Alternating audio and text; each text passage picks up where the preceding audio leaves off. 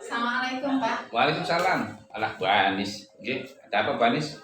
Pak, saya ada tugas dari guru penggerak Ya. di demonstrasi kontekstual modul 3.1 tentang pengambilan keputusan berdasarkan nilai-nilai kebajikan seorang pemimpin. Oke. Nah, saya diminta untuk melakukan wawancara dengan 2 kepala sekolah. Saya memilih jenengan dengan Pak Anam nanti yang saya wawancarai. Jenengan berkenan nggih saya wawancarai. Alhamdulillah dengan senang hati. Monggo Bu Anis. Terima kasih Pak Miko. Saya akan mengajukan beberapa pertanyaan terkait dengan bagaimana Bapak mengambil keputusan yang tepat, terutama saat menghadapi dilema etika. Bisa saya mulai nggih? Silakan, monggo. Untuk pertanyaan yang pertama, selama ini bagaimana Bapak dapat mengidentifikasi kasus-kasus yang merupakan dilema etika atau rujukan moral?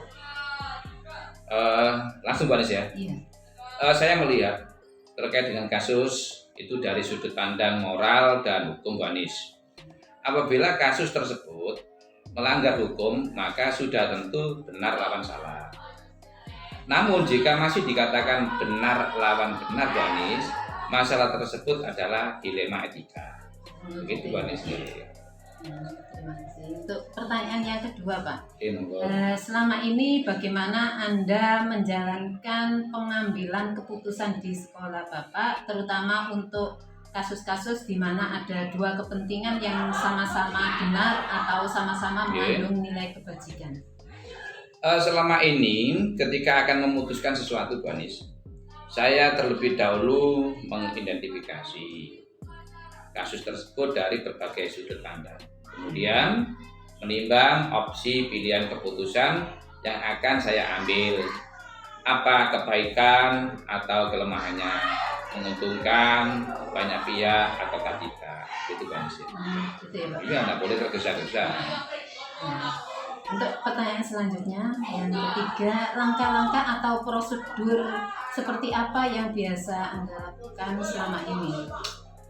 Pertama, langkah-langkah yang kita lakukan Bu Anis itu satu, menentukan apa penyebab permasalahan tersebut, siapa saja yang terlibat, kemudian berdiskusi dengan warga sekolah termasuk dengan panjenengan ya.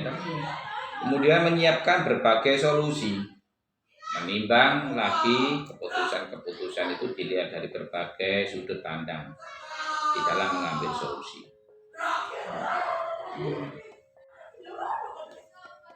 Untuk pertanyaan selanjutnya Pak Miko, hal-hal apa saja yang selama ini merupakan tantangan dalam mengambil keputusan pada kasus-kasus dilema etika? Tantangannya dalam mengambil keputusan adalah bagaimana menentukan keputusan mana yang terbaik untuk semua. Tapi terkadang hal itu sulit Bu Anis. Pasti ada pihak yang merasa diuntungkan dan ada pihak yang dirugikan, sehingga timbul pro dan kontra. Selain itu, tantangannya juga kita dihadapkan pada 2 kebajikan yang saling bertentangan, seperti kedisiplinan dan rasa kasihan, kebenaran, ataupun kesetiaan. Memang repot Bu Anis ya. Seperti yang sering terjadi sekolah kita itu Pak. Betul. Ya, tentang anak-anak bahkan bukan hanya di sekolahan kita, sekolah-sekolah lain demikian Bu Anis. Karena persoalan itu kompleks ya anak-anaknya. Baiklah, untuk yang pertanyaan berikutnya Pak Miko, apakah Anda memiliki sebuah jadwal tertentu dalam sebuah penyelesaian kasus dilema etika? Apakah Anda langsung menyelesaikan di tempat ataukah memilih sebuah jadwal untuk menyelesaikannya? Bentuk atau prosedurnya seperti apa yang Anda jalankan? Jika kasus yang saya hadapi merupakan kasus yang ringan Bu Anis, saya rasa bisa saya putuskan sendiri. Dan saat itu juga, jadi tidak usah berlama-lama. Jika kasus yang terjadi termasuk kasus yang rumit, saya akan jadwal waktu untuk membahasnya. Biasanya saya akan mengumpulkan teman-teman seperti ini. Ya, atau membahas kasus apapun ya, jangan ya terlibat karena siswa Bu Anis. Dan juga warga sekolah ini penting Bu Anis.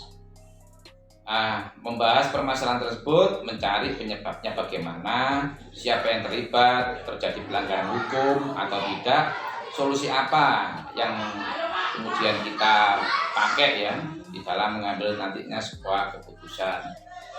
Begitu Bu Anis. Kita memberikan yang terbaik. Memilih keputusan yang terbaik.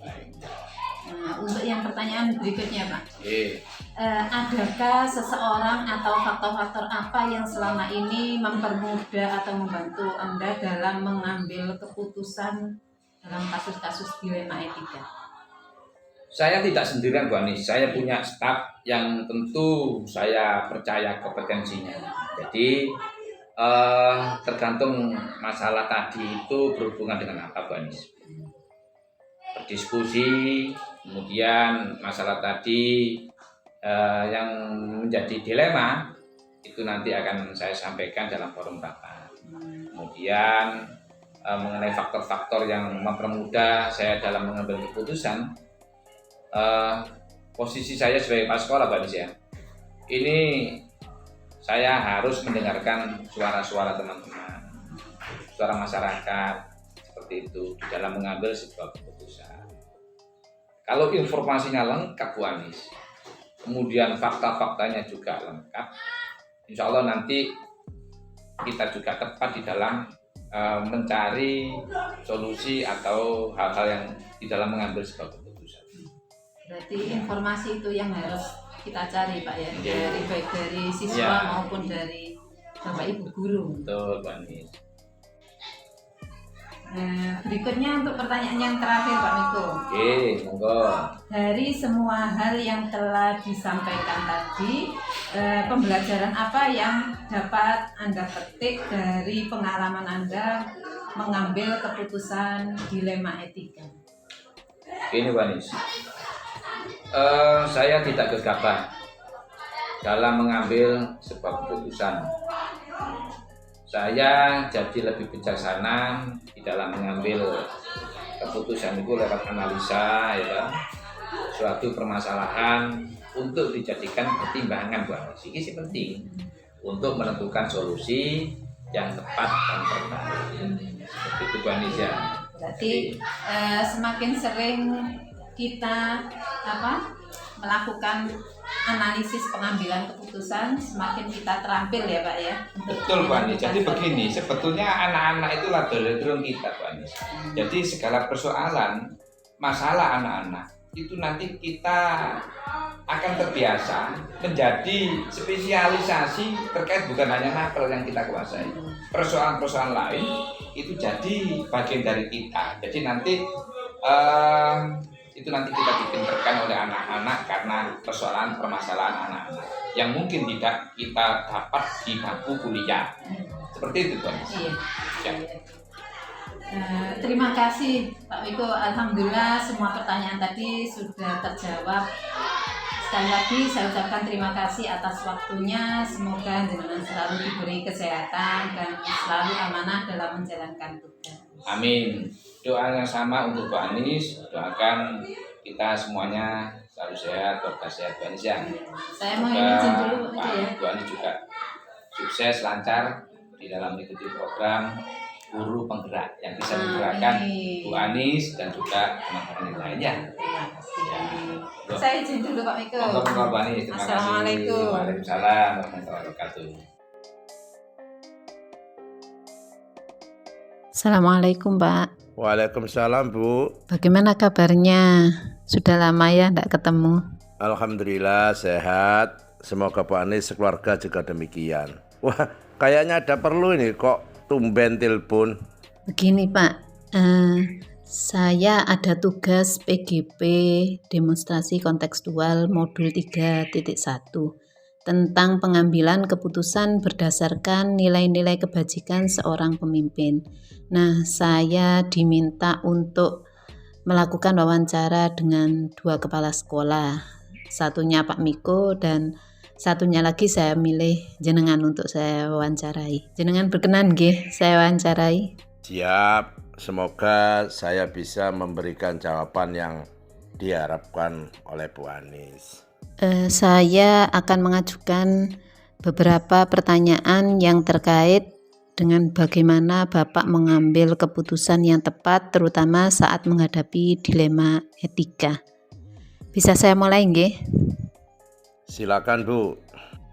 Untuk pertanyaan yang pertama, selama ini bagaimana Anda dapat mengidentifikasi kasus-kasus yang merupakan dilema etika atau bujukan moral? Berdasarkan pengalaman selama ini, kasus yang terjadi di sekolah dapat dikategorikan dalam dua hal, yaitu yang pertama yang berkaitan dengan pelanggaran hukum atau perundangan, dan yang kedua berkaitan dengan permasalahan moral. Untuk kasus yang pertama yaitu berkaitan dengan hukum, ini lebih mudah penyelesaiannya. Karena mau tidak mau kita harus tunduk atau mengikuti aturan yang sudah ada.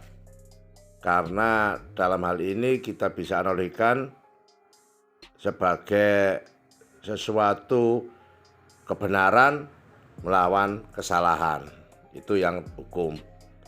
Namun untuk kasus yang kedua yang berkaitan dengan moral di sini, kita tidak bisa serta-merta langsung mengambil keputusan sesuai aturan-aturan yang ada.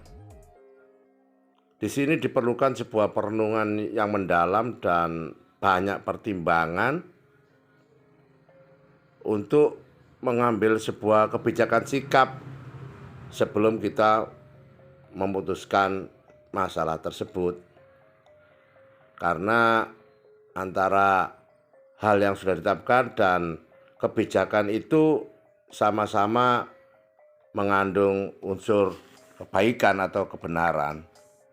Jadi mungkin inilah yang dikatakan sebagai dilema etika atau bujukan moral.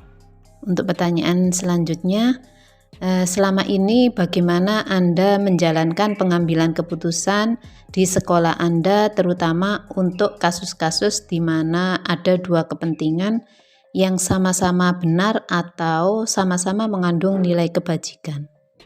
Dalam mensikapi sebuah masalah, saya berusaha untuk tidak mendikotomikan dalam hitam dan putih. Artinya dalam mengenai suatu kasus, saya berusaha untuk mengetahui akar dari permasalahan tersebut. Karena sesuatu yang tampak itu penyebabnya berbeda-beda. Kita ambil contoh saja lah di dunia kesehatan. Seorang anak badannya panas. Nah, panas itu apa penyebabnya? Bisa jadi karena memang kena sakit flu, atau bisa jadi juga karena dia ada luka di dalam tubuhnya dan sebagainya. Oleh sebab itu saya berusaha untuk mencari data-data pendukung kepada mereka yang saya anggap tahu data tersebut. Karena data tersebut harus valid, karena kalau datanya salah maka kita mengambil kebijakan juga akan salah. Nah, jika data-data itu sudah saya dapatkan, kemudian saya memanggil staf untuk melakukan diskusi. Jadi tidak hanya staf, ada juga dari BK atau semua pihak di sekolah yang saya anggap urgen untuk membahas masalah tersebut. Nah, dari diskusi tersebut kita mengambil opsi-opsi tindakan yang akan kita ambil dengan mempertimbangkan mana yang lebih besar antara manfaat dan madharatnya. Untuk pertanyaan yang ketiga, langkah-langkah atau prosedur seperti apa yang biasa Anda lakukan selama ini? Seperti yang saya katakan tadi, langkah-langkah yang saya tempuh selama ini dalam mengambil suatu keputusan adalah sebagai berikut. Yang pertama yaitu mencari akar dari permasalahan tersebut. Kemudian yang kedua, mengumpulkan data-data yang diperlukan dengan hati-hati, karena jangan sampai data yang kita peroleh itu salah atau informasi yang kita peroleh itu tidak benar. Kemudian yang ketiga yaitu melakukan diskusi dengan pihak-pihak yang dianggap urgen dengan permasalahan tersebut. Kemudian bersama-sama menentukan opsi-opsi atau pilihan langkah-langkah apa yang akan diambil. Jadi dari sini mungkin kita menyiapkan beberapa opsi dari teman-teman semuanya di diskusi tersebut.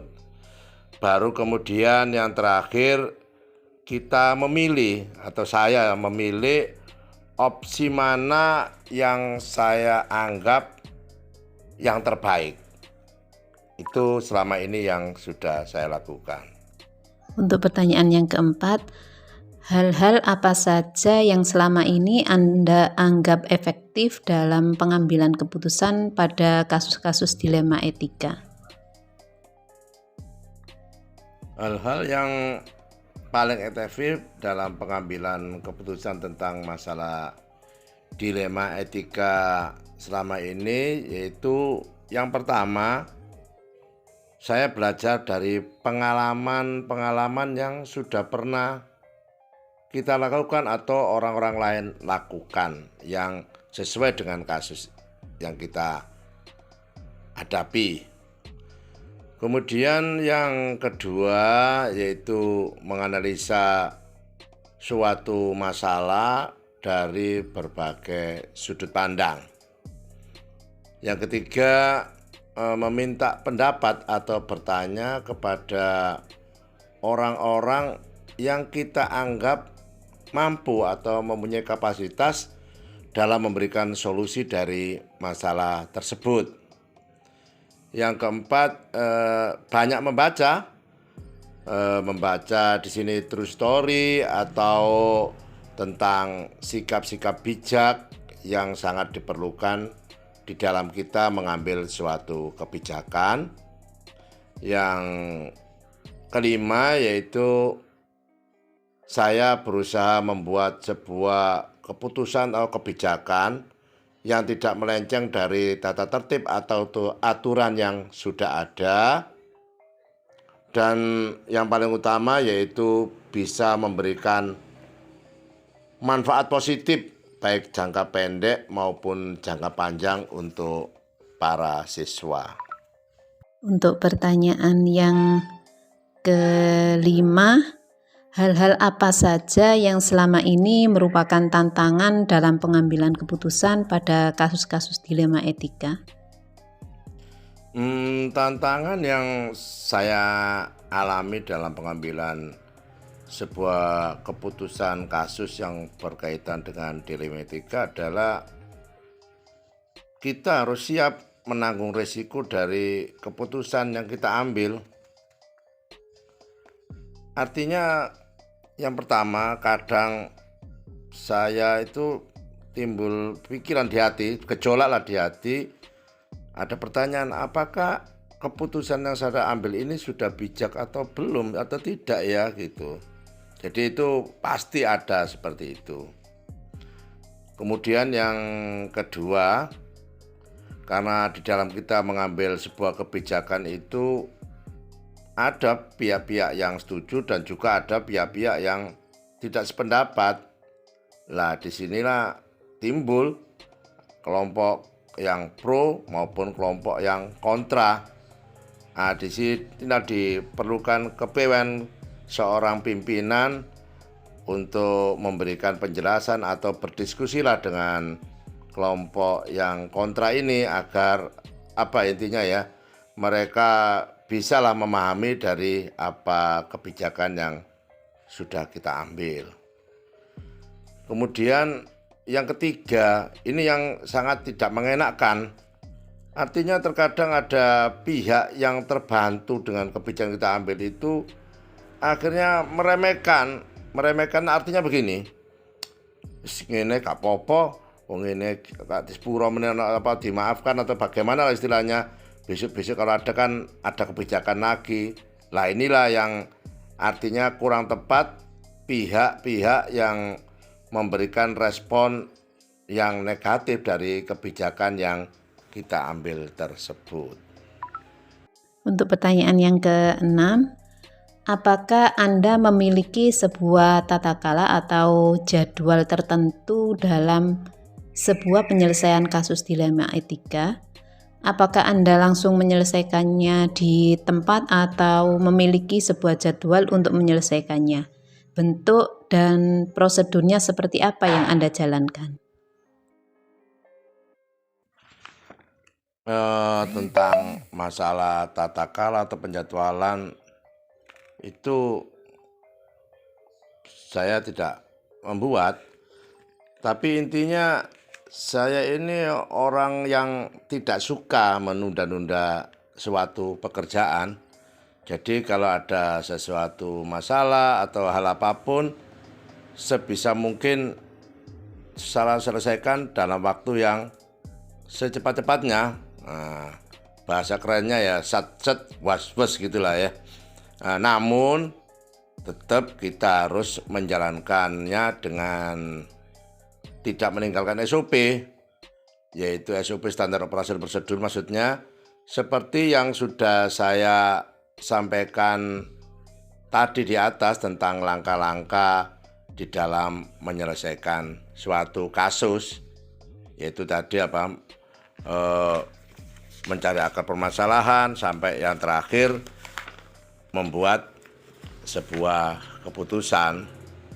Nah, kalau masalahnya itu ringan atau kecil ya saya yakin dengan cepatlah akan kita mudah selesaikan karena pihak yang kita butuhkan sedikit, jadi diskusi lalu kita bisa membuat sebuah keputusan. Namun jika masalahnya itu rumit atau masalah yang besar, ya SOP tadi kita jalankan dan otomatis butuh waktu yang lebih lama. Itu, Ibu. Untuk pertanyaan yang ketujuh, adakah seseorang atau faktor-faktor apa yang selama ini mempermudah atau membantu Anda dalam pengambilan keputusan dalam kasus-kasus dilema etika? Faktor-faktor yang membantu saya dalam membuat keputusan tentang kasus yang berkaitan dengan dilema etika, yang pertama yaitu pengalaman saya yang sudah mengajar kurang lebih 29 tahun. Dari situ kita sudah sering menjumpai beberapa macam kasus. Jadi nanti kalau kasus-kasusnya itu serupa atau hampir mirip, maka kita juga akan mudah untuk membuat sebuah penyelesaian atau keputusan.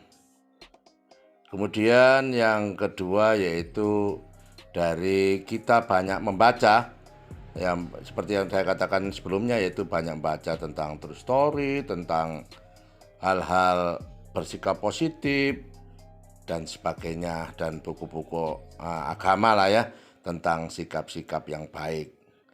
Kemudian yang ketiga, saya juga aktif ikut kegiatan podcast tentang bersikap yang bijak, yang mana di kegiatan tersebut diisi oleh para motivator-motivator yang sudah berpengalaman, sehingga membuat wawasan kita luas ya.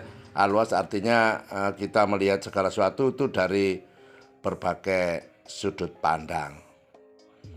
Kemudian siapa orang-orang bisa memberi atau membantu saya dalam mengambil keputusan? Yang pertama tentulah orang-orang yang ada di sekitar kita, yaitu mungkin dari staf yang ada di sekolah, dari teman-teman guru yang senior, ataupun bahkan tukang kebun sekalipun, kadang-kadang mereka juga punya pikiran-pikiran yang baik. Kadang-kadang kita underestimate, padahal mereka juga mungkin punya pengalaman-pengalaman hidup yang mungkin kita tidak pernah alami. Kemudian yang pasti saya selalu berkoordinasi dengan teman-teman kepala sekolah di MKKS yang saya anggap senior, yang lebih tahu dan lebih berpengalaman. dan demikian juga dengan para pengawas sekolah yang selama ini sudah banyak membantu saya atau memberi masukan tentang bagaimana memimpin sebuah sekolah itu. Itu yang selama ini Bu Anis membantu saya dalam membuat sebuah keputusan tentang dilema etika. Ini pertanyaan yang terakhir Bapak. Dari semua hal yang telah Bapak sampaikan tadi, pembelajaran apa yang dapat Bapak petik dari pengalaman Bapak mengambil keputusan dilema etika? Hal baik atau pengalaman yang bisa kita petik dari pembicaraan tentang kasus dilema etika yang sudah kita bahas di atas tadi. Yang pertama, kita menjadi lebih bisa memaklumi atau menerima kekurangan pada diri setiap individu. Kenapa begitu? Karena saya yakin setiap orang diciptakan oleh Allah itu mesti mempunyai kelebihan dan sisi kekurangan. Kemudian yang kedua, membuat pengalaman hidup kita lebih bervariasi. Artinya dari pengalaman itu nanti kita bisa bersikap atau membuat hidup kita ini, jalan hidup kita ini menjadi lebih baik dari pengalaman yang sudah dilakukan oleh orang-orang tersebut. Kemudian yang ketiga, mau tidak mau kita harus menjadi orang yang lebih bijak. Artinya kita tidak gampang menjustis orang. Kita harus melihat dari berbagai macam segi, dari kenapa dia sampai berbuat begitu dan sebagainya. Itu nantilah yang akan membuat khazanah hidup kita ini menjadi lebih indah dan lebih berpengalaman. Itu Ibu. Alhamdulillah, semua pertanyaan sudah terjawab dan jawaban Bapak benar-benar super sekali ya. Semoga pengalaman jenengan dalam mengambil keputusan bisa menginspirasi saya dalam membuat keputusan nantinya. Terima kasih Bapak atas waktunya. Semoga jenengan selalu diberi kesehatan dan kebahagiaan. Amin. Sama-sama Bu Anis. Saya doakan semoga panjenengan segera menjadi guru penggerak sebagai agen perubahan di dunia pendidikan dan bisa memimpin dunia pendidikan ini lebih baik dari saya, sehingga negara ini akan menjadi negara yang maju dan diperhitungkan di dunia. Assalamualaikum Pak. Waalaikumsalam warahmatullahi wabarakatuh.